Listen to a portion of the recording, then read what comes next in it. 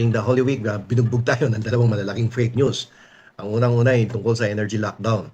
Kumakalat po kasi sa TikTok at sa Facebook na magkakaroon ng lockdown sa April 20, 2026 dahil sa krisis nga dito sa petrolyo. Sinasabi doon sa mga post na kailangan mag-imbak na ng pagkain at gamit sa ating mga bahay dahil hihinto ang transportasyon. So, ang katotohanan po dito ay bagamat meron po tayong energy emergency dahil sa gulo dyan sa Middle East, wala pong planong mag-lockdown ng gobyerno. Ito po ay ayon sa mga inulat ng mga opisyales ng ating pamahalaan. Ang layunin ng emergency declaration ay para mapabilis po ang tulong sa mga driver at kontrolin ang presyo ng bilihin, hindi para ikulong ang mga tao sa bahay.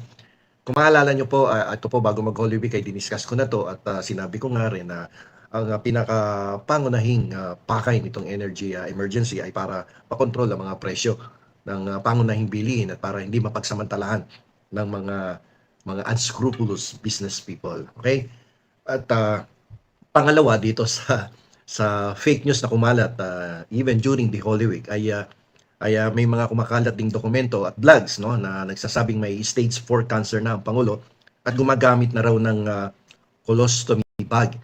Ito personally narinig ko sa isang kinainan ko during the Holy Week, no, mukhang mga retired military at ito ang kwentuhan nila. Nagulat nga ako na may stage 4 cancer daw ang Pangulo. Pero ang katotohanan po nito, ayon po sa Malacanang, no, at sa Department of Health, ito po ay imbento lamang. Ang naging sakit ng Pangulo noong Enero ay diverticulitis. Tama ba ako? Yung pamamaga sa bituka na hindi nakakamatay at hindi naman cancer. Medyo may medyo may konti kong idea dyan dahil mukhang naranasan ko yung sakit na yan.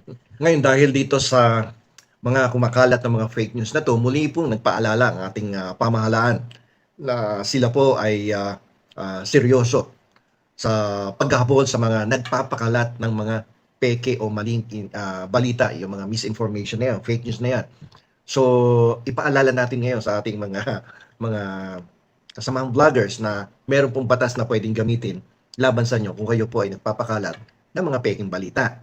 So ilang beses ko na din itong na-discuss dito sa YouTube, itong Article 154 ng Revised Penal Code. Kapag nag-post ka ng balitang alam mong mali at nagdudulot ito ng gulo sa publiko, tulad ng panic buying, maaari ka pong makulong ng hanggang 6 na buwan. Ngayon, dahil ginamit mo nga yung social media, ginamit mo yung internet, gumamit ka ng cellphone, laptop, or tablet, no, ay medyo may kabiyatan ng parusa dito. Ito din, ilang beses ko na dito na ipaliwanag sa aking mga previous episodes. So ito po ay tungkol sa cyber libel, na kung saan, kung mapapatunayang ikaw ay nagkasala dito, ay may kulong to na 6 hanggang 12 taon. So bakit libel? No? Dahil ang pagsasabing may malalang sakit ang Pangulo ay paninira sa kanyang kakayahan na mamuno ng ating bansa. Itinuturing itong malisyoso o may masamang intensyon. So, yung mga nagpapakalat na yan, mukhang lumang tugtugin na to, no, sa parte ng gobyerno, pero kailangan pigilin to at kailangan iwasan din ng ating mga kababayan na magpakalat ng mga ganitong maling balita or fake news. Dahil hindi ito nakakabuti sa kalagayan ng ating bansa, lalong-lalo na ngayon na may energy crisis. Okay, so bukod sa kulong, ang multa ay nagsisimula sa 40,000 hanggang 200,000 pesos. Pero sa ilalim ng mga bagong panukala ngayong 2026, pwedeng ito umabot ng milyong piso kung mapapatunayang ikaw ang source o pasimuno ng mga peking balita. So, kaya dapat umiwas-iwas ang ating mga kababayan na dahil sa kanilang loyalty doon sa mga politikong kanilang iniidolo ay nagpapakalat ng mga peke or misinformation or fake news, di ba? So, seryoso to ito. Bakit delikado ang pag-uusap tungkol sa kalusugan ng Pangulo? Maaring itanong to na iba. Bakit bawal pag-usapan ang sakit ng Pangulo? Hindi ba dapat alam ng taong bayan ito yung estado ng kanyang kalusugan? Dahil kung sakasakaling may sakit ay dapat may ginagawa ng aksyon ng ating mga opisyales. Ngayon, ganito yan. Dito papasok ang malalim na epekto ng fake news sa ating bansa. Pagdating sa ekonomiya, definitely may gulo yan talaga na idudulot. Kapag naniwala ang mga tao na mamamatay na ang Pangulo or magla-lockdown, no, ang ating ekonomiya. Magkakagulo sa merkado, sa market. Babaksak ang halaga ng piso, hihinto ang mga negosyo, at mag-uunahan ang mga tao sa grocery. Lahat ng tindahan yan, definitely, no, agawan yan. Ito ay itinuturing na economic sabotage. Okay. Yung pagpapakalat ng hina ng isang leader ay o kaya yung pagpapakalat na may sakit ang leader ay magbibigay ng pagkakataon sa mga masasamang elemento o ibang bansa na magsasamantala dahil iniisip nilang na wala ng maayos na pamumuno dito sa ating bansa. So, ayon sa ating konstitusyon, sa Article 7, Section 12 yan, dapat lang sabihin ang sakit kung ito ay serious illness o nakakamatay na sakit na. So, diyan nagkakaroon ng obligasyon. Ang ating gobyerno dapat sabihin sa taong bayan na ito ang estado ng kalusugan ng bansa, ng kalusugan ng ating Pangulo. Pero dapat serious illness o nakakamatay. So, although nagkasakit ng Pangulo, pero hindi naman stage 4 cancer ang sakit niya.